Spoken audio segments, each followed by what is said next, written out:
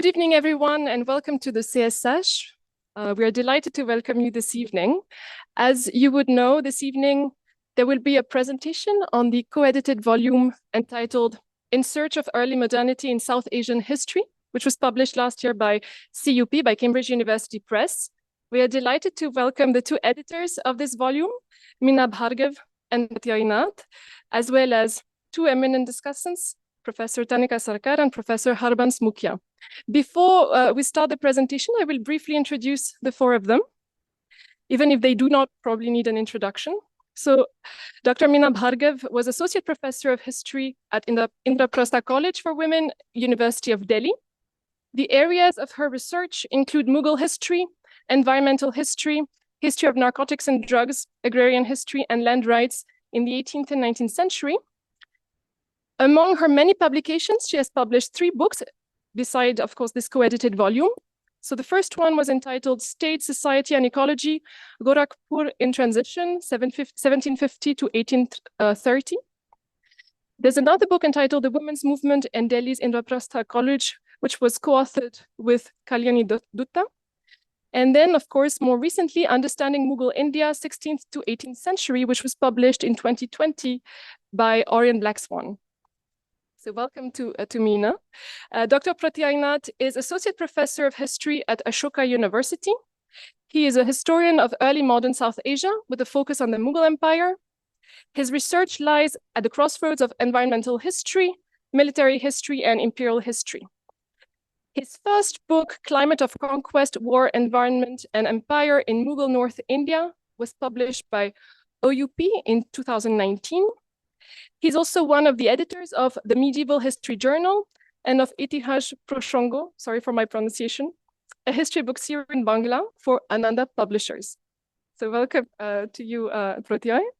And exceptionally this evening, we have not just one, but two discussants. Both of them are eminent historians and hardly need an introduction. So Professor Tanika Sarkar taught history first at Indraprastha College and St. Stephen's before she joined Jawaharlal Nehru University, where she retired a few years ago as chair in modern history at the Center for Historical Studies.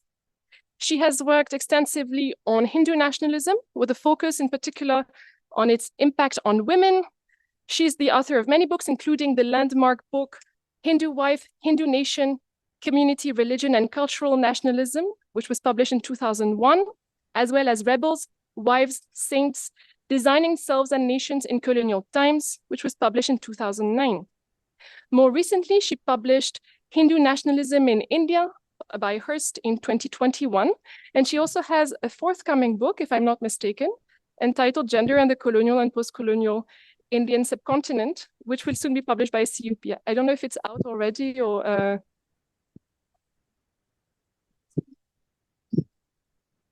Okay, so I stand corrected. So by Permanent Black in India for the Indian edition. See, Professor Sarkar has also worked extensively on the issue of caste. She co-edited, for example, Caste in Modern India, a reader with Sumit Sarkar in 2013, and Caste in Bengal, Histories of Hierarchy, Exclusion, and Resistance in 2022 with Shekhar Bandyopadhyay. Professor Harbans Mukhya is also an eminent historian from JNU, where he was professor of medieval history at the Center for Historical Studies. He's one of the most prominent historians on the Mughal period.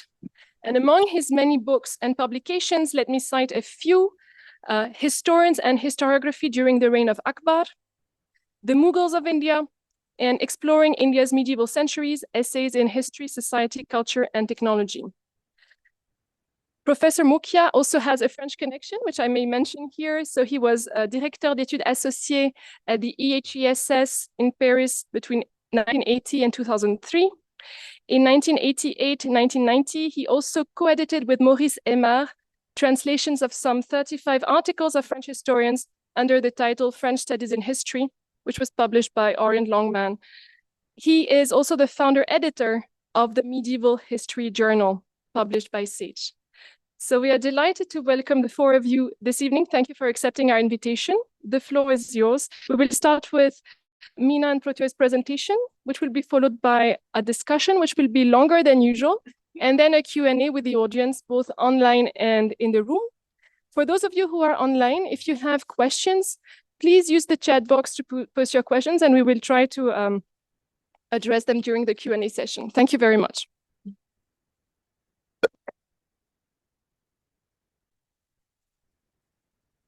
Thank you, Laurence. And many thanks to the CSH for holding this panel discussion on our book today. And thanks to all the members of the audience for being here this Monday evening. Since Meena and I edited this book together, we have sort of divided the work of introducing our ideas and introducing our volume to all of you. I will briefly talk about the idea of early modernity, how we dealt with it in this volume. And Meena will introduce the book as it was published, including the 10 essays that the book contains. Now, it all began with rethinking the idea of periodization. Periodization, as we all know, is a mechanism which historians deploy to divide the past into units for the sake of analysis. It emerged, well, there's a matter of debate here when exactly it emerged, but roughly by the 16th, 17th centuries, we knew of certain historical periods, especially for European history. And much like the craft of history as a discipline that we teach today, study today, research today, periodization too was a product of Western Europe. And through colonialism in the 18th and 19th centuries, with the discipline of history, periodization too arrived in different parts of the world and spread beyond Europe. There are two ideas of periodization that are particularly relevant for us. First is the idea of the medieval or the Middle Ages, as it was known in Europe. And second is the idea of modernity. Now, for South Asian history, the first official history in the modern mold was written by James Mill around 1817. And here he famously divided Indian history into three units: Hindu period, Mohammedan period, and interestingly, the third one was not called by the religion of the dominant political power, British period, not Christian period. A lot of people have written on the politics of periodization that James Mill thus introduced in South Asia. And as since the early 20th century, this tripartite division changed its names into ancient, medieval, and modern period, much of the politics of periodization that informed the ideas of James Mill continued in different forms. And since, if we look at the last 100 years, shifts from history writings by colonialist historians, then by Indian nationalist historians since the 1930s. Since the 1960s, we have Marxism in history writing. And since the 1980s, if not in academia, then in civil society, we have the rise of right-wing Hindu nationalist ideas about India's past. There have been changes, but also a lot of the ideas of medieval, what medieval represents and what modernity represents in South Asia, when and how they unfolded, have remained unchanged. I will give the example of two of these here, the idea of the medieval and the idea of modernity.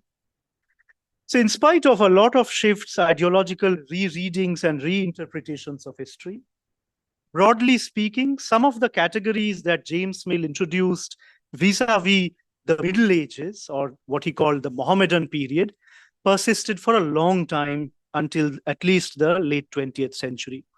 Here he grafted ideas that had actually been developed for European history about the Middle Ages: foreign invasion, moral degeneration, economic collapse, closed agrarian society, self-dependent village units. He grafted all of these onto the Indian medieval, which he called the Mohammedan period, where the invaders now became Muslim invaders, so that he could name the period Mohammedan period.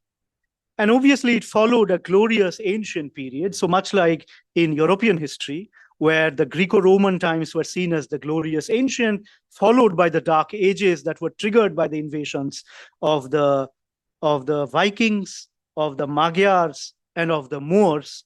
In India, these became the so-called Muslim invaders who triggered a Dark Age. And this prepared a perfect backdrop for glorifying colonial rule, which could then rescue India and guide it towards modernity since the 18th century. And that's the other idea, that modernity was a European import in South Asia. It was introduced in India by the British, and it led India to in the direction of progress, in the direction of moral, material, technological, scientific upliftment. Of course, in today's rhetoric, with the Hindu right, this gets further complicated, where they want to revive the idea of a glorious ancient. So how does modernity figure in that? It's an open-ended question. Now, the category of medieval was problematized since the 1960s in India. And Dowdali, in a series of articles, sort of shows how since the 1960s through the 70s and 80s, brainstorming by a group of historians, including Professor Mukhia, led to serious rethinking of some of these categories inherited from the 19th century about the Indian Middle Ages. And the focus shifted from the analysis of religion to the analysis of political economy. Was there feudalism? If there was feudalism, how feudal was Indian feudalism? So on and so forth. And as a result of all of this, as a result of, so if creating certain categories about the Indian past, in doing that, if James Mill and the British had sort of colonized the Indian past, rethinking the Middle Ages in the 1960s, 70s, and 80s can be thought of as a decolonization of those Middle Ages, an unlearning of some of these inherited categories. And the most important intellectual product to have emerged out of this is the category of the early medieval period, developed first and foremost by Brajadulal Chattopadhyay, but also a bunch of historians around that time, around 600 to 1200 CE, as a bridge between the ancient and the medieval. Since the late 90s, people have also been thinking about and rethinking perhaps the category of modernity. And that's the other part that we are directly interested in. We want to continue the process that BDC, BD Chattopadhyay, Harbans Mukhia, and others started in the 1960s to rethink the category of medieval. We want to reimagine it, reinterpret it. And the other thing we wanted to do, especially in this volume, is think about the category of modernity itself. And here we relied on a lot of historians working in other parts of the world who, at least since the 80s, emphasized the fact that modernity is a European invention. We have to get out of this idea. And they started asking, is modernity one or many? Is modernity European, or did it also appear in different other parts of the world? Documents on paper. Cartographic endeavor. All the big empires of this period started mapping the world for their own benefit, administrative benefit, but also to project their world, their power to other people. Rethinking the shape of the world, not only physically in terms of science and technology, but also the representation of the world as circular objects that could now be put in the drawing room. And from the drawing room, they made appearance into Mughal miniature paintings. So for us, the idea of early modernity, and like I said, here we rest both on our research and on the research of so many other scholars who have written before us and who are writing now. We argue that modernity is not one but many, that it did not originate in Europe alone, but in fact it originated in different forms in different parts of the world, roughly between 1500 and 1800. Some of these features of early modernity, like cartographic practices mapping the world, were shared by societies across the world. Whereas some of the features, like the Ottoman Empire struggling with the epidemics of plague, and the kind of medicinal and disease research that they did was unique to that empire, and that informed their early modernity. Similarly, the dealings with elephants, when the Mughal Empire famously dealt with, it was amassing thousands of elephants for war and using it, all of them in battle, in ceremonial purposes, in courtly gift-giving rituals. That was pretty unique to South Asia. So we see this form of modernity that originated in South Asia, which we call early modernity, as being both a shared condition because of a lot of the shared historical processes in the world at this time, but also unique in certain ways. So what happens eventually, we argue, is that by the late 18th and early 19th centuries, these different forms of modernity in different parts of the world that we call early modernity get jettisoned, sidelined by European modernity, which to us sitting here in India arrived as colonial modernity. So we argue that, and here we follow Partho Chatterjee, that this was the second phase of modernity that India experienced. After early modernity, it was colonial modernity.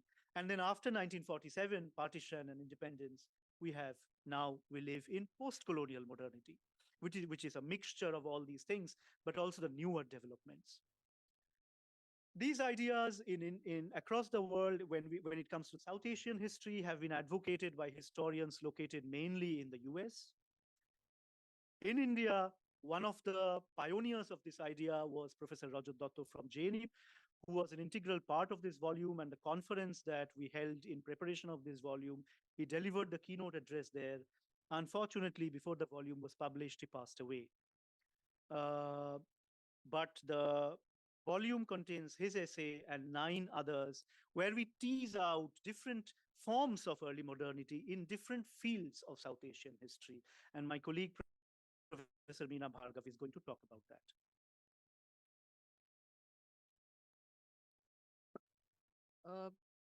So I'll carry forward the understanding of early modernity in different spheres of South Asian historical experience and a range of themes, both cultural and material, which this volume analyzes.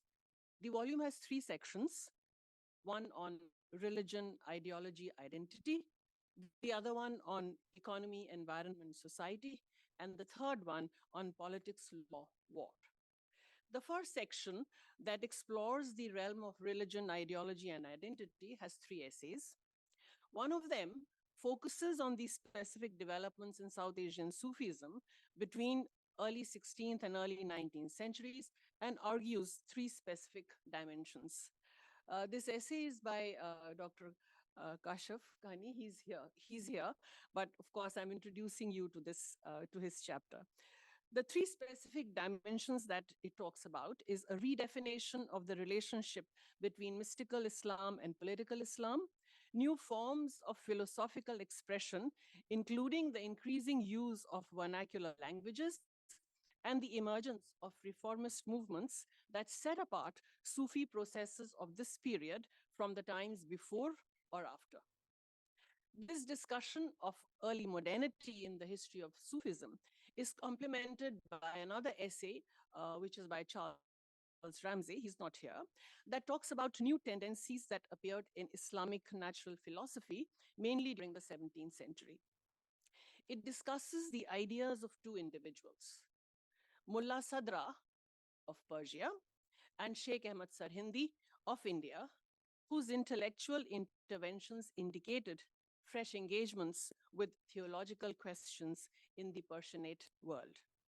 The third chapter of the section is an investigation of intellectual philosophy in the Jain community, very different from the other 2. And it talks about 2 individuals, 15th century lay preacher Lanka Shah, and the other one, a 17th century merchant, Banarsi Das. Both of them, whose ideas are discussed here, they were separated by time and space. Through a critical analysis of their ideas, it is argued that early modernity in Jainism signified the emergence and proliferation of a humanistic rationality, new notions of individual agency, and a tendency to challenge established social norms and an irreverent skepticism towards religious orthodoxy. The second part of the book has 4 chapters, and it shifts from issues of intellectual realm to more material questions of economy, society, ecology. One of the essays, and I'm talking about the essay by Professor Rajat Datta, discusses political economy within a comparative global historical framework and argues that early modernity raises the notion of multipolar and convergent modernities. It defines early modernity specifically in the sphere of economy as heightening of production processes, rise of military fiscalism in states, diversification of trading enterprises, increasing sophistication of primary and secondary production, a thriving cash nexus, and tremendous overall economic growth in South Asia. The next two chapters of the section engage with the nature of early modern condition in terms of human engagements with the natural environment. One of them defines the category of Rajasthan in the 17th through 18th centuries in terms of increased efforts by the state to document and control environmental resources, and how the state deployed new officials, invested in creating irrigational infrastructure, sought to bypass intermediaries in interacting with rural communities, imposed taxes on communities' uses of natural resources, and tried to control the domestic realm through social and legal means. The author of this essay, Pratyay Kumar, is also present. Another essay provides a more holistic analysis of the changing relationship between humans and the environment in South Asia and argues that here the features of early modernity comprised a steep rise in human population, leading to the expansion of the agrarian frontier and the strengthening of anthropogenic impact on the environment, the ripples of which were felt in land use patterns, engagements with non-agricultural lands, and management of ecological resources. This chapter was authored by me.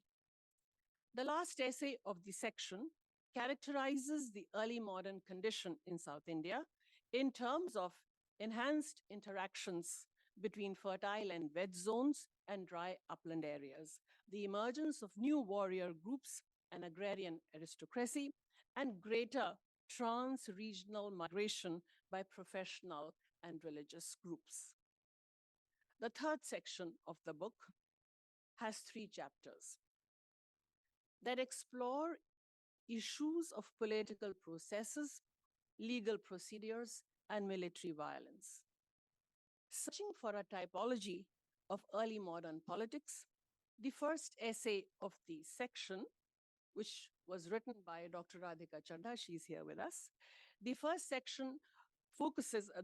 essay of the section focuses on Portuguese traders, pirates, renegades, and freebooters on the Bengal coast in eastern India in the 16th and 17th centuries, and argues in favor of a new expanding fluid political spectrum where both settled empires and enterprising independent political actors could negotiate with each other, exploiting the myriad overlaps political spheres.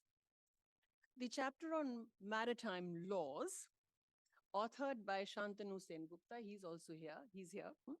The chapter on maritime laws looks at the changing legal culture of the Indian Ocean during the 17th through early 19th centuries. And it argues that the early modern legal world of maritime commerce was marked by legal plurality and hybridity, something that allowed a diasporic mercantile community like the Armenians to negotiate and adapt to a variety of circumstances. The chapter observes that although the early colonial government accommodated itself within the heterogeneous early modern legal world, by the second quarter of the 19th century, this hybridity was increasingly replaced by the legal hegemony of British colonial power. The last essay of the section by Pratyay Nath takes the discussion into the world of war by asking what qualifies Mughal warfare to be designated as early modern. It argues that the answer lies in 4 major tendencies: an enhanced ability of armies to adapt to myriad fighting conditions, a centralizing military organization, a greater efficiency in the momentum of war, and a culture of war centered on the imperial cult and the legitimation of violence in terms of justice. It was these tendencies that characterized military early modernity in South Asia, something that was jettisoned since the mid 18th century by the rise of European military techniques, administration, and culture. So let me just sum up what I said, that an important argument that runs through almost all essays in this volume is talking about the tendencies that marked the early modern condition, roughly between 16th through the 18th century, that did not emerge overnight. Rather, most of these tendencies themselves signified the maturation of historical processes of earlier times. The preceding centuries, especially the medieval period, does not remain the other quote unquote of everything that the modern represents. Instead, they emerge as the period that had the roots of modernity itself, from which early modernity emerged organically without any dramatic historical breaks. Thank you very much.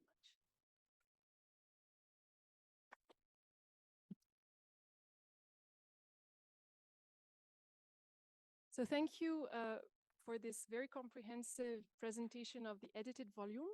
We will now have an extended time for the discussion. So I will invite Professor Mukia and Professor Sarkar. So thank you, CSH and Laurence and Pratyay and Meena for having me here.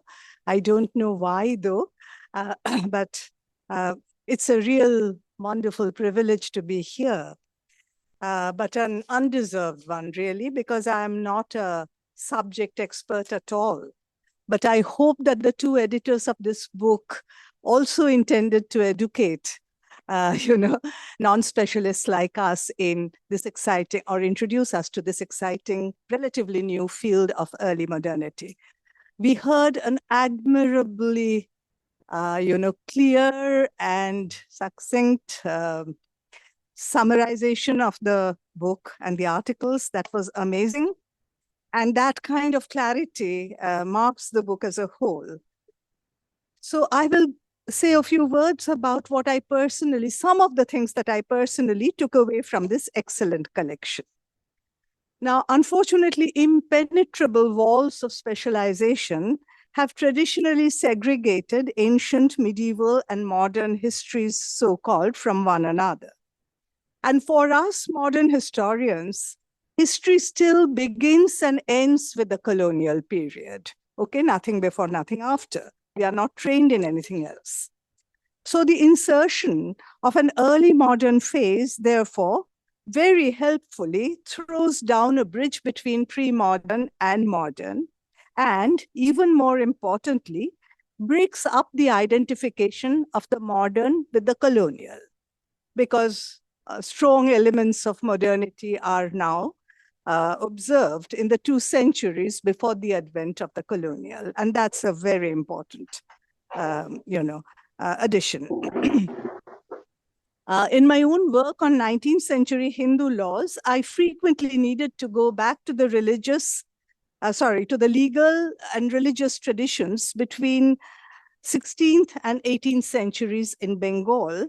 And I found strong continuities as well as dissonances between the pre-colonial and the colonial modern. And the volume helps me to, confirm this and understand this better. The introduction, I don't have time for individual discussions of individual papers, obviously. I learned a great deal from all of them, and they're all very interesting. But the introduction is amazing. It meticulously tracks when and how scholars, Indians and others, began to feel a need for compressing the categories of medieval and modern and to squeeze out, so to speak, the early modern out of them. And the editors break new ground by patiently collecting and bringing the really multifarious perspectives and debates on this issue, both for early modernity and against that concept, together in a very coherent frame. and by placing global early modernities in conversation with Indian ones. That again is is a formidably large undertaking, and this has been accomplished with great clarity. They add their own rich insights and strong analysis to these approaches, and they construct a conception of a specifically Indian early modern and attach a set of important and substantial works, these essays, on that period to illustrate the conceptual framework, to confirm the conceptual framework, and the book therefore sets a very significant trend. As I said, I can't go into the individual articles, nor am I competent to do so. I only wish there was a little bit more on the regional religious laws, and I'll wait for the next volume to find that. But what is remarkable about the articles is the sheer diversity of themes and locations. And they show that the early modern possessed different characteristics, different paces, and even different temporalities, not only in different global locations, but even within India, among different regions. All were not necessarily compatible, but certain shared features characterize them all, and Pratyay just talked about it, so I won't go into it. I have only a few minor questions. I wonder what happens then to the time span between the 12th, 13th centuries on one hand and the 15th, 16th on the other. The earlier centuries, pre-12th centuries, so to speak, have gone into the early medieval period, while the later 2 centuries have been sliced off to feed into the early modern. So how to characterize the gap period, so to speak? What are its overlaps and breaks with early medieval and early modern? Why aren't they encompassed within either of these two categories? And I like the fact very much that the editors have used Koselleck to track the emergence of European practices of periodization, of defining temporal phases in history. I wondered if pre-colonial Indian thinkers too made any similar attempt to, specify and divide up, slice up time. Outside, of course, the mythological and religious frameworks. Did the chronicles do that, or, that's something that would be interesting to explore. The editors and the authors very rightly problematize the colonial tripartite periodization of Indian history. In the process, they repeatedly interrogate the Eurocentrism inherent in the kind of periodization and they say their cardinal purpose is to decolonize the historical discipline. And the critique is entirely legitimate. But I thought, may I suggest, that Eurocentrism as a term perhaps tends to become in the introduction something like an overused rubric, which kind of compresses a number of different meanings and implications and clubs them together, conflates them. And their distinctiveness or the differences among these meanings have not been fully distinguished from one another. So just to give a few examples, Eurocentrism can mean, as they have shown, a valorization of the ancient and the modern alongside a denigration of the medieval, something which Western historians apply to their own history.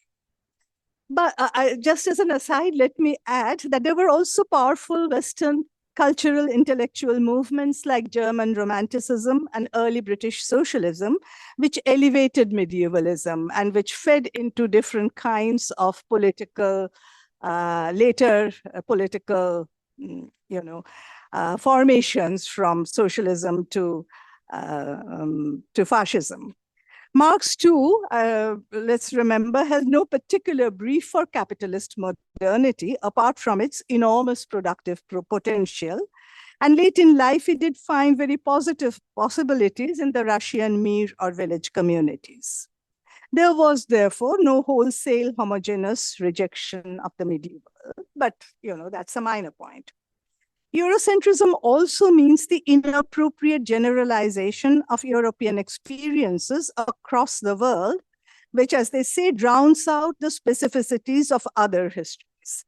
And the teleology, in turn, singularizes the image of modernity and ignores its plural possibilities and forms. These are, however, different kinds of problematizations of Eurocentrism. And here, Eurocentrism is a model which is both inaccurate and untenable, and that's one set of problems. There are political problems with the kind of Eurocentrism which has led to the periodization. And may I make a distinction between the tripartite division, which is one of the problems, and the, what shall I say, the value-laden division, which is yet another set of problems, and I'll come to it. A second and more serious cluster of political problems lies with the assumption that Western modernity is fully achieved, while the global South is doomed to sit in, as it has been said, in the waiting room of history, trying forever to catch up with the West. And in many ways, and there are internal differences in their approaches, prominent schools of Indian history have indeed evaluated Indian historical developments according to Western experiences to see whether they measure up to the Western standards where Europe sets the standards, or how far they do and how far they do not. And there are important what shall I say, differences in approach. For example, the Marxist insistence on feudalism as the middle period is quite different from the the colonization of mind that you argue about. The prolonged persistence of the colonial tripartite scheme falls within this set of problems. But there is yet another deeper problem which goes beyond the tripartite division, and that is, as I said, attribution of value or withholding of any value from each epoch to each epoch, of characterizing especially the so-called Muslim period, not only as medieval, as backward, but also as viscerally evil, an age of darkness. The original terms of stigmatization were borrowed, as the editors show, from Western accounts. But the critical question still remains, I think, why did we accept their version so readily, so abundantly, so exuberantly, and add so many of our own flourishes to that, rhetorically and historically? And I think Mill becomes something of an original sin concept. And, having worked that through, let us move ahead. The editors explain this as an effect of the colonization of our historical sensibility. And there is obviously a lot of truth in that, which they have argued very well. But may I also suggest something? Just throw out a provocation. I think neither Indian minds nor the Indian sense of past was ever actually colonized. And here I actually differ from, dare I say it, from Partha Chatterjee's periodization of when colonial modernity arrived. I think from my at least limited study of the 19th century and 20th century, we always selectively used Western ideals for purposes of our own, for different purposes of our own. For instance, I can't think of a single serious Indian thinker who repeated Mill and Macaulay's contempt for ancient Indian cultural intellectual traditions. Can you? If we never accepted that particular colonial slur, nor ever accepted the British civilizing claims, why did we then fall prey to the colonial denigration of our so-called medieval history? Should we then go beyond, not jettison it, but go beyond the colonization paradigm and explore precisely what ideological intentions and investments went into our acceptance of the colonial account of the medieval since the late 19th century? And what political purpose did it serve for us, various categories of Indians? These are by no means serious or substantial objections. And I can only say I learned a great deal from these essays and from the rich and finely grained introduction. And I hope this field that they have systematically, meticulously established will grow and flourish. Thank you.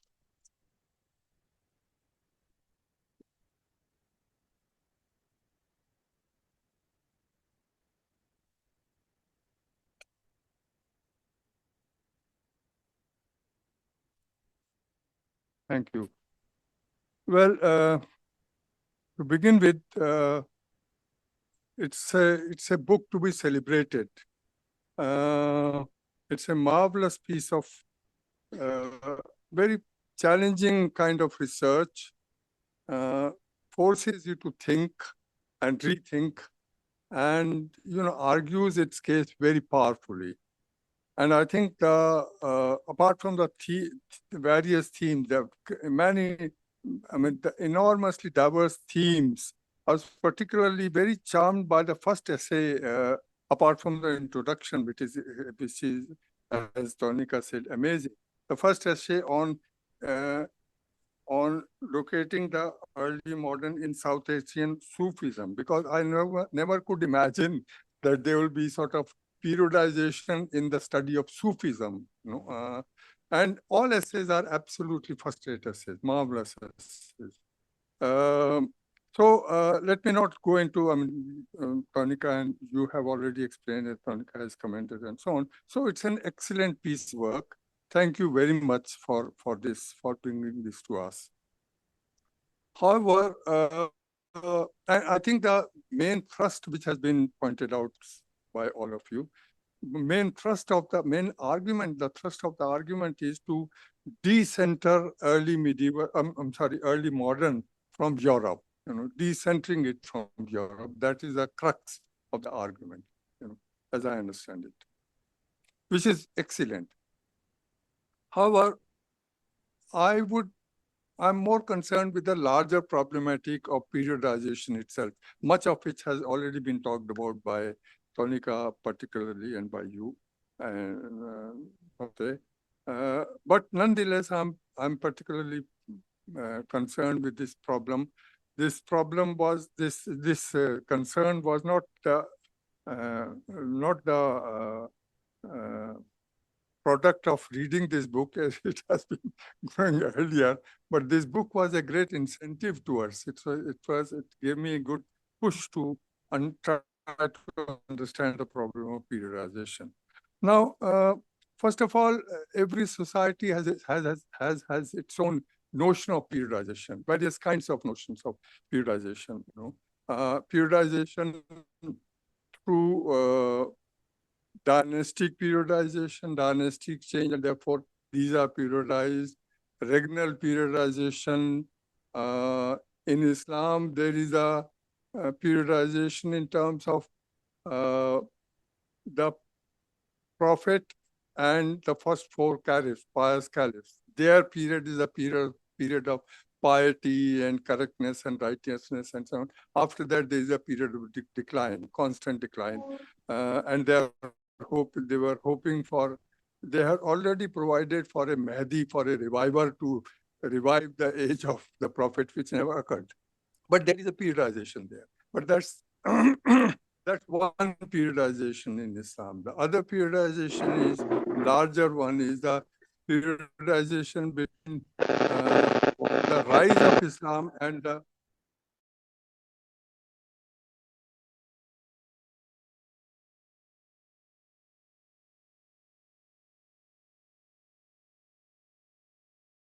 ignorance is not general savagery, general ignorance, general illiteracy. This ignorance is in terms of religion, the truth, the true religion. The true religion was for the first time revealed to them in Islam, and therefore prior to Islam there were other prophets and there were other religions and so on. But the ignorance about the true religion prevailed until the coming of Islam. So that's another periodization and so on, which is a very powerful periodization. In fact, Tonika was talking about whether chroniclers talk about periodization. In one way, they do talk about it. They don't talk about it, but they imply periodization. You know, medieval Indian historians, chroniclers, all of them, except with one exception, great exception, Abul Fazl, all of them begin their history writing with the coming of Islam to India, or the Muslim rule to India. You know? Why with the coming of Islam or Muslim rule? I'm not using these terms very happily, but anyway, I'm using just to explain my point. Why with the coming of Islam? Because prior to that period, prior to the coming of Islam to India, there was savagery in India. So why bother about it? So history really begins for them with the coming of Muslim rule in India and so on and so forth. Some of them specifically state it, others don't state it. But this is, so there are kinds of periodization. China also has its periods of, you know, the grant of heavenly mandate and the withdrawal of heavenly mandate and periodic sort of grant and periodic withdrawal of heaven and so on and so forth. You know, there. Europe uses the term modern, doesn't have until much later, uses the term modern in the 4th century, 5th century AD. But they use the term modern in the sense of the present. It's a descriptive term. It's not an analytical term. It's not a value-loaded term. The value load of the term modern comes with the Renaissance and post-Renaissance and so on, when a value is loaded onto the term modern, and therefore modern is not a descriptive term. It becomes a term of rationality, progress, science, technology, etc., as opposed to, contrast to that, you know, is the term dark ages for the medieval period. Particularly the medieval period comes in for harsh treatment as the dark age, etc. So what's happening with this value load to modernity is that periodization or history as a whole is being looked upon as a teleology, you know, from the past to the modernity of today. See, the modern is given, and then you look at the past from the point of view of the modern. You don't look at the modern from the past onwards. You don't proceed to look at the modern from the past onwards. You look at the past from the point of view of the modern, you know. And therefore, a teleology gets built into it, whether they like it or not. It is there. Now, the tripartite division, ancient, medieval, modern, that was formulated in the 16th century. It started evolving in the 16th century, but it was formulated in 17th century, late 17th century, 1688 to be exact. And but it actually became, you had mentioned that, but actually it became operative, prevalent only in the 18th and 19th century. Until then, it was sort of just not a very widely used term, widely used concept of periodization. So 18th and 19th century, particularly the 19th century, is a period of the formation of the discipline of history, which is the discipline of history which has been followed from the 19th century onwards in the rest of the world, and which is still being followed in many ways by the rest of the world. You know? So the 18th and 19th century are the formative centuries where this question of modernity becomes central to that period. And therefore, because it defines that period for them. Now, the periodization itself implies there are certain premises naturally of periodization. Namely, each period is a cogent period, self-sufficient in a way, quite distinct from the preceding period and the succeeding period. Each one is a sufficient unit, you know, a unit by itself, one-off as it were. You know? And in fact, this was developed first by Adam, what's her name? Adam Smith. In his stages of development, that was his concept, which was developed to its extreme elaborate point by Karl Marx, the various stages of development, primitive communism to slavery, etc., etc. So stages of development were very distinct stages, each with very given characteristics, very distinct from the other and unrepeatable and irreversible. So there is a progression implied in these stages of development, which are irreversible. You cannot go back from capitalism to feudalism and so on. And once you have this periodization for Europe, modern period, rational period, period of progress, etc., etc., and for Europe, the Dark Ages, it gets universalized in the 90s. One given unit of time and history to another given unit of time, well-defined unit of time to another.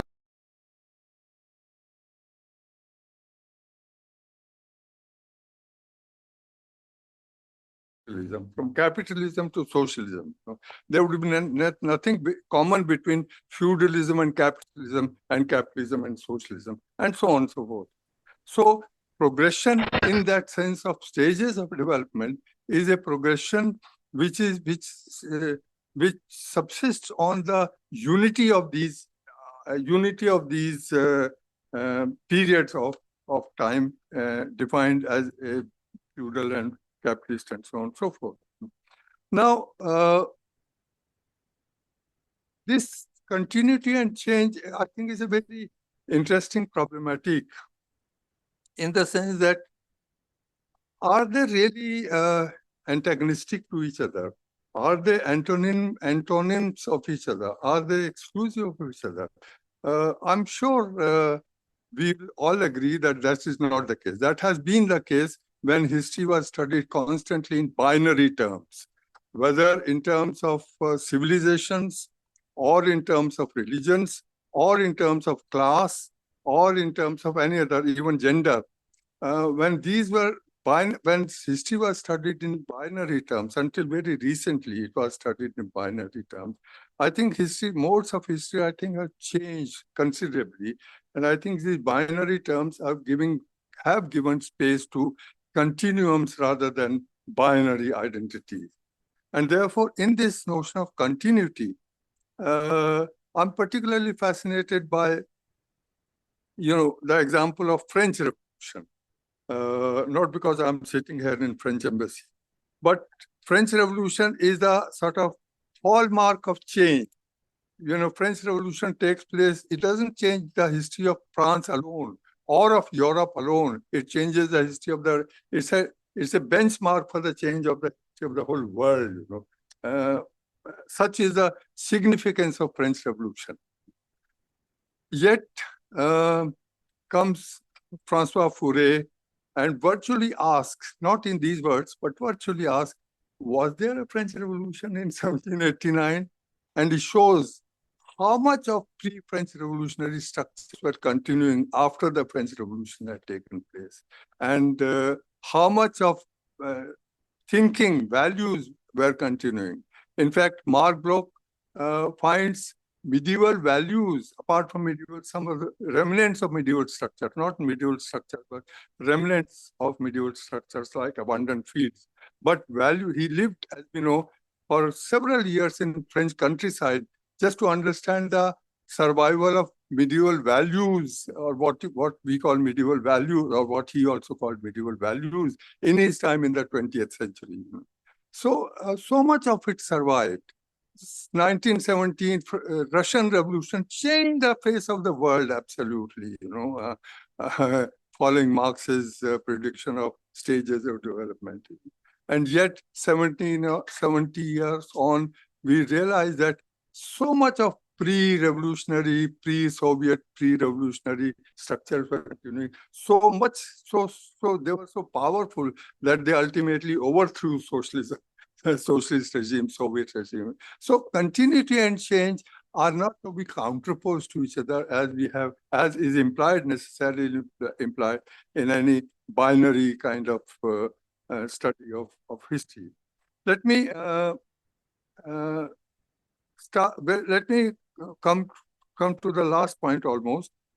Jacques Legoff has, I think, in his last, probably last writing, which is not translated yet, Faut-il vraiment découper l'histoire en tranches? Can we divide history into sections or trenches? This was his question he asked, and he virtually said, no, you can't. And he argues that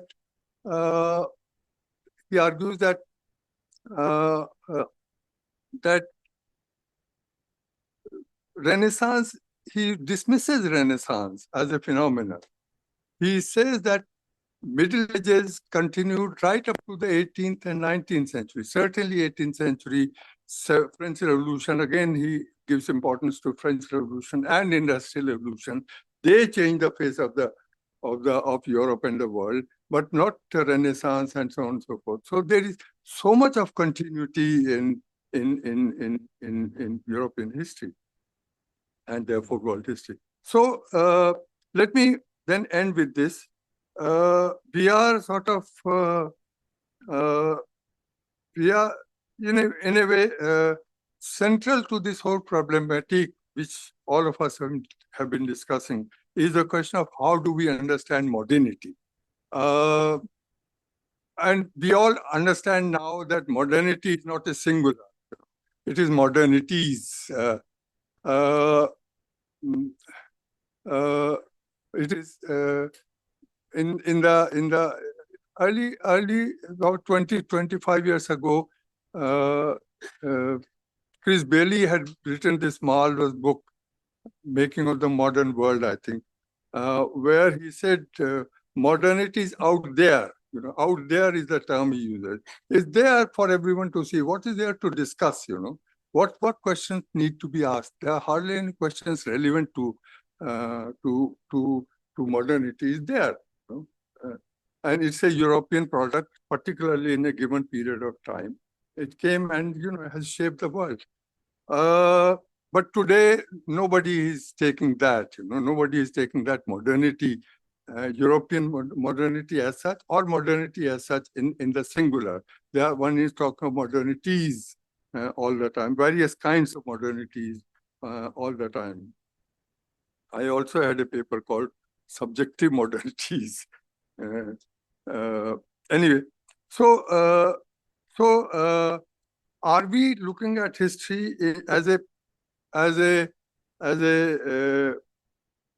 any period of history or are we looking at modernity, particularly modern period of history or modernity, particularly as a phenomenon, as a one given identity, given the space and time, given its well-defined space of time, or are we looking at it in terms of a modern world, modernity of the modern world, to which has grown through an accumulative process throughout history, and in which all civilizations and all societies have contributed throughout the period of history. So that, while we were talking of the great things that were happening 16th to 18th century, I was thinking of many great things happened earlier also. 12th and 13th century, for example, are periods of great changes. Everywhere they are changing.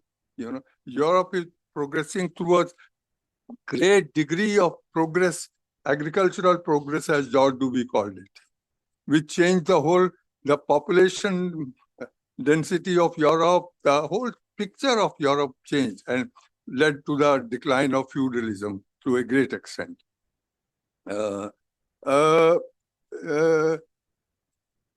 India, 12th, 13th century was facing a different kind of regime altogether, which it was not used to earlier.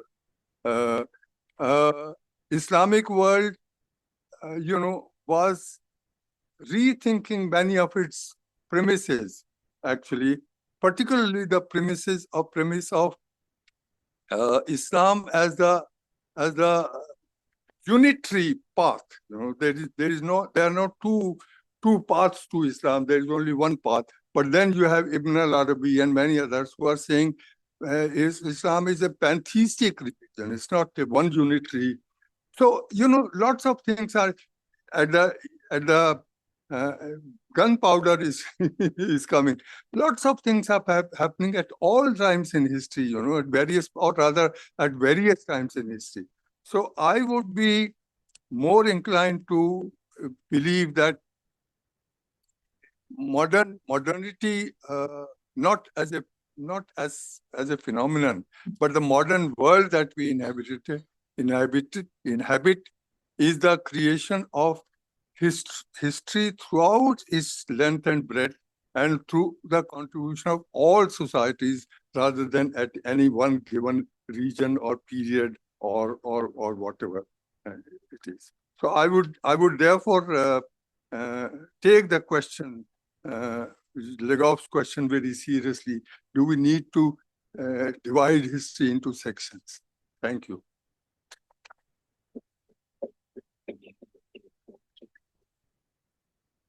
Thank you very much, Professor Mukia. Mukia, Would you like to add a few words before?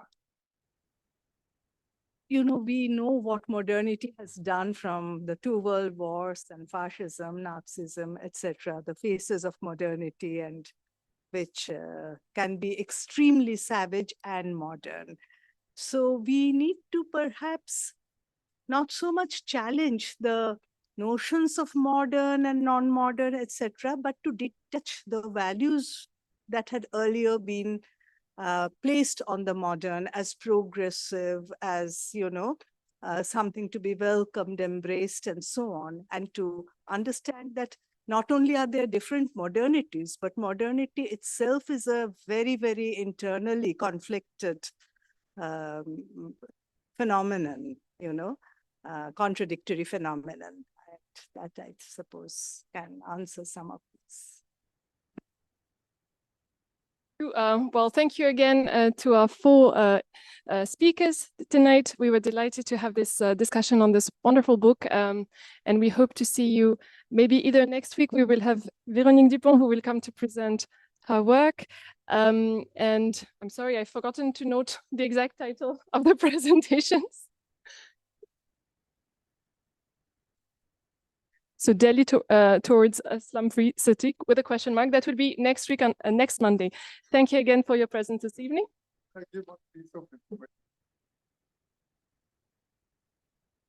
Periodization and so on. The Medieval History Journal is proposing to organize an international conference on the very concept of periodization in history, not in India, but the very concept of periodization everywhere. So we are thinking of organizing it. Pratyay is part of the organizing whatever. So it's going to be held maybe September next year. We are thinking of. So we are concerned with this this question of periodization, very deeply concerned with the question. Okay. So our next seminar, besides the workshop with Véronique Dupont, will be on the 18th December with Sukhdev Thorat, who will come to speak on the untouchables in markets, discrimination in labor employment, farming, and enterprises, business as source of their high poverty. So you're all welcome for this seminar on the 18th December. Thank you again and have a nice evening.